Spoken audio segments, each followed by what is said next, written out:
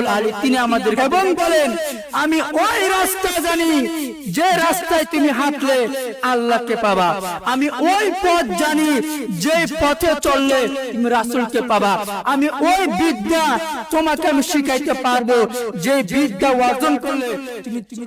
আমাদের সবাইকে তো একদিন চলে যেতেই হবে। আপনি যখন মৃত্যুবরণ করবেন ওই 3.5 হাত মাটির নিচে আজকে মারা গেলে কয়েক ঘন্টা পর আপনাকে আমাকে দাফন কাফন করে 3.5 হাত মাটির নিচে আপনাকে আমাকে রেখে আসবে।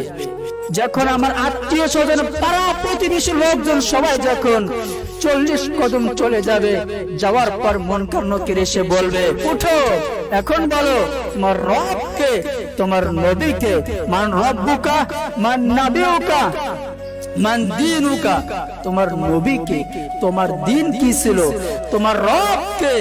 এখন প্রশ্ন হলো যদি আপনি আমি দুনিয়াতে থেকে সে রব্বে কারিমকে, সেই আল্লাহ রাসূলকে না যদি দেখতে পারি, 3.5 হাত অন্ধকার কবরে মুনকার নকিরের প্রশ্নের জবাবে আপনি আমি বলবো লাদ্রি লাদ্রি লাদ্রি, জানি না।